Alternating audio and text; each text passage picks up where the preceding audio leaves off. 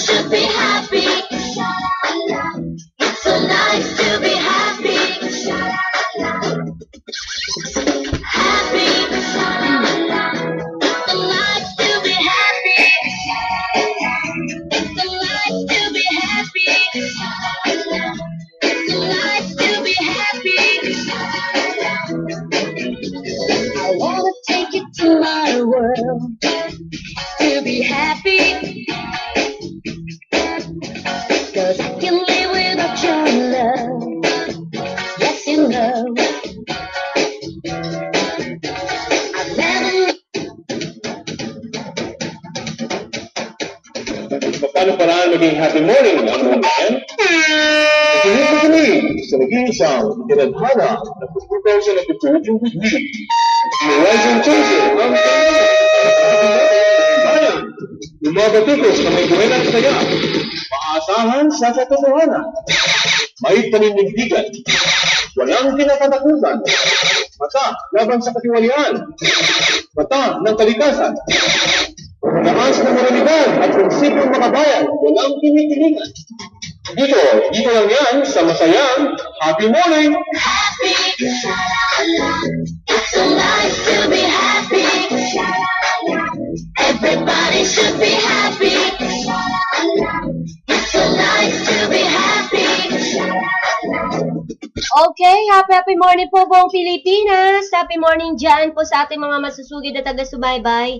Lalo na kay Miss Rose ko. Happy morning sa iyo, Miss Rose.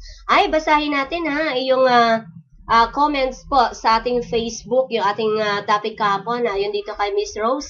Salamat, Miss Nars. Sana tama na po ang mga masasama. Dahil tayo ay tunay na Pilipino, di matatakot kung ano ang ginagawang kasamaan nila sa atin. Kaya magawa ang kapwa, ano ito? Kaya magawa ang kapwa ang karapat-dapat na ikabubuti sa buong kapaligiran. Kung masama namang Rose, kung masama man ang nasa isip nila o nagawa ang labag sa batas, kaya lang niya ipagtanggol ang sarili niya. Kaya we are proud as Filipino, we must be strong and have patience. So, salamat, happy morning team. Salamat mga friends ko. At lalong salamat sa inyo, Miss Horizon Chaser and staff ng DWBL. We pray for peace, love you all from KSA Riyadh ng Saudi Arabia. Ayan, maraming salamat sa iyo, Miss Rose. And happy morning po diyan sa ating masusugid na taga-subaybay naman po sa ibang bansa. Andiyan si Ninya Kayanan. Happy morning, Ate Ninya. Taga-UP Diliman po ito. Happy morning sa iyo ni Nina Kayanan. And sa Bacolod, ay live po ngayon si Miss Cheryl Ruben. Ayan, kumusta ang aso mong maganda? At si Christine Caseple sa Jasa. Happy morning, kaibigan ni Kenzie. And taga Olongapo City. Ayan po. So, bukas na po ang libing ng aking ante. Kaya, yung mga kapamilya po dyan at kaibigan ng ang auntie ko na si Lita Pagyo, bukas na po ang kanyang libing. So, okay po. At magkita-kita po tayo roon. And sa Hong Kong, binabati natin itong mag-asawa na si Sherry at si Jong. Ayan. Happy morning po sa inyo.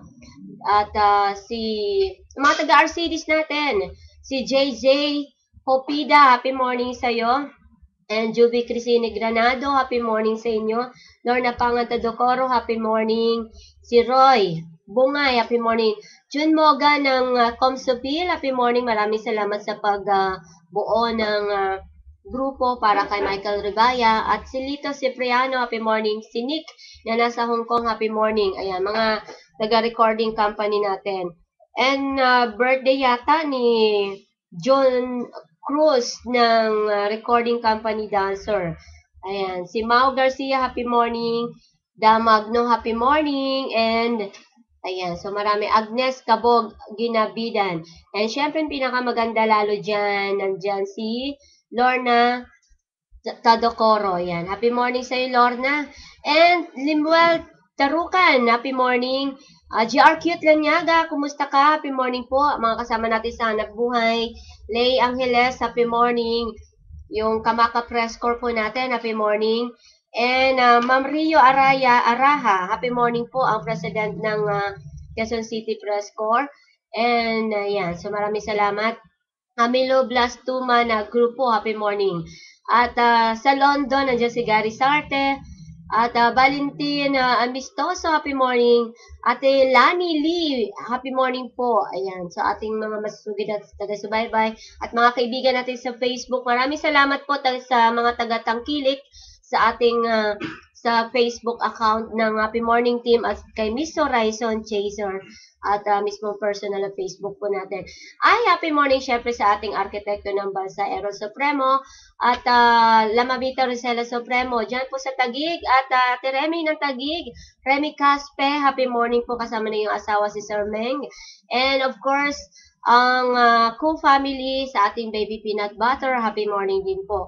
At Attorney Tan, happy morning po sa inyo dyan, lalo na sa ating bayanihan group, no? At congratulations uli doon sa naganap po na yung barya natin, no? Na Guinness World Book of Record nga po tayo dahil sa magigiting natin ng mga kabayanihan, ng mga samahan, ng mga lawyer, ng mga bayani sa ating bansa. Okay, at bayani rin po pala, syempre, yung mga nagbigay ng barya, lalo na mga Inal family dyan sa Angono Rizal. At happy morning po sa inyong lahat at sana sa mga ahensya ng gobyerno natin ay patuloy pa rin po makikinig din sa ating programang Happy Morning, nawa lahat ng mga kababayan din natin, no? At maraming salamat, ang inyong lingkod po ito, Miss Horizon Chaser, happy morning! Happy, it's so nice to be happy. More precious than a diamond, more beautiful than gold. Care for you like no one. We are here to serve you all. You're the treasure and the heart of China. You cherish every moment of China. The name you can rely on in jewelry and potion. You're the treasure and the heart of China. You know what I'm saying? Happy, it's so nice to be happy. Everybody should be happy. It's so nice to be happy. Ang balitang Pampilipinas ngayon, balitang Pinas ngayon, mga balit. You know what I'm saying? Okay, narito po ang mga ulo ng Balitang Pinas at titingnan natin po mamaya ang ating panahon, no? Alamin natin sa Pag-asa. At panibagong oil price hike, nako, pinatupad ng ilang oil companies at sindikato dyan sa PhilHealth. Nabuko na po ito, may 5 opisyal na dapat kasuhan. At pamilyang Corona, may 45 na bahay. Nako, napakadami, ano? At itong issue po ng Ramjen, no? At itong si Janelle, inamin na may pinagmalupitan po or ipinagmalupitan din po siya ni Ramjen. So, alamin natin, hindi na kailangan ng surprise witness sa impeachment. So, ayan po, no? At para naman sa ating balitang ibang bansa naman, aid convoy patungong Syria, hinarang sa bansang Turkish ayon sa border. At ang OFW po natin nawawala sa bansang Brunei. Nako, bangkay ha. Ito po ay nako, inihian lang nitong 2 sa 4 na US Marines. Kaya ito ay nakilala na. So alamin natin. At sa bansang Malaysia, nako, may bitay na naman na kababayan po natin. At para naman sa ating intrigang showbiz balita. Aha, ariba-ariba, pasaway na Pinoy fans po nito ay nakaisa kay Rachel Weisz, alamin. At para naman po sa ating kalusugan ngayon, may mga sakit na sore throat dyan, lalo na si Cathy, na ating kasambahay. Ayan, makinig ka, Cathy. At para naman po sa ating balitaktakang Pampinas, itong mainit-init na usapin, yung It's More Fun in the Philippines. Gaano kabigat na responsibilidad? Ayan ang ating balitaktakan. At para naman po sa ating napapanahong, alam mo ba, namumuhay sa kita ng iba. Ano ito? Ayan po, no? Marami kasi ngayon, maraming walang trabaho.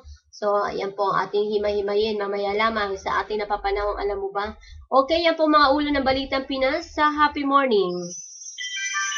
More precious than a diamond, beautiful and good. We care for you like no one.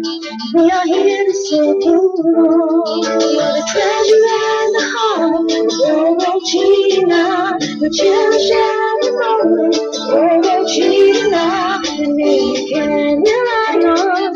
In jewelry and culture, you're the treasure and the heart of China. Okay, narito na po ang ating balitang Pinas, lalo na po sa ating panahon, no? Ulat ng ating panahon. Alamin natin sa Pag-asa, ayon rito ay maaliwalas ang magiging panahon natin sa araw na ito sa malaking bahagi ng ating bansa.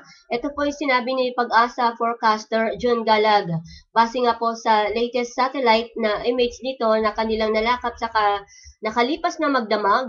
Gayunman, asahan niya ang bahagyang kaulapan sa Northern at Eastern Mindanao at ilang bahagi ng Visayas at Palawan. Epekto pa rin umano ng diffuse tail end of a cold front sa silangang bahagi ng Visayas at Mindanao. Samantala, mananatili naman ang medyo malamig na temperatura sa Luzon dahil sa pag-ihip po ng hanging amihan. Ang amihan ay umiiral mula Nobyembre yan hanggang buwan po ng Abril. So, kahit paano ay medyo malamig. Okay, at sa ating panibagong oil price hike, pinatupad po ng ilang oil companies. Sa loob lamang ng linggong ito ay 2 beses na po na nagpatupad ng pagtaas ng presyo ng produktong petrolyo itong mga kumpanya ng langis. Kaya paliwanag ng mga ito. Dulot daw po ito ng paggalaw ng presyo ng langis sa pandaigdigang pamilihan. Kaya kaninang alas 6 ng umaga, nagpatupad itong Petron, Chevron at ang Flying B ng 25 centavo na dagdag sa bawat litro po sa regular gasolina, 50 peso naman sa diesel at 40 po sa kerosina. Kaya may 40 centavo na kada litrong dagdag presyo rin po dyan sa jet ay. Kaya itong Petron ay 80 pesos naman sa premium gasoline po nito na itinaas. Kaya sa panig naman ng Chevron, 80 peso rin po ang dagdag sa produkto nilang gold at ang gold E10 at ang silver E10 ay habang ganun din naman sa Avgas, sa Rasa Thunder at lead free ng Flying B. Nako, magmamahal ang lahat. You know what I'm saying? Happy. Samantala, itong mga sindikato dyan sa PhilHealth, nabuko po at may 5 opisyal na dapat kasuhan. Sa loob lamang ng 2 buwan sa ilalim ng bagong pamunuan, ibinunyag po ng Philippine Health Insurance Corporation na kontrolado na nila itong sindikato na nasa likod po ng multi-million premium payment sa naturang korporasyon kung saan 5 mga opisyal at empleyado ang pinagharap ng kasong administratibo. Ayon kay Banson, itong premium diversion scam na umaabot sa 114 milyong piso ay nabunyag nang ma-detect po ito ng PhilHealth. Ito yung pagkakaiba sa premium collection data ng naturang ahensya. Kaya base po sa initial na investigasyon, sinabi ni Banson na na-establish nga po itong mga cheque na ito para sa premium payment nitong Accenture Inc. ay hindi nakarating sa PhilHealth at gayon pa man ang nasabing mga cheque ay na-encash umano sa 2 sangay na Metrobank sa Batangas. Kaya upang matiyak na hindi mapansin ang nasabing katiwalian, ang nasabing mga premium payments ay illegal na ina-upload sa Treasury database ng PhilHealth at ipinoste sa mga individual daw na accounts nitong mga Accenture employees para palitawin na ang kanilang health insurance premium contributions ay na-i-remit na at naging eligible po ito or eligible po para sa mga benepisyo. Nako, ito ay katiwalian nga. Ito po yung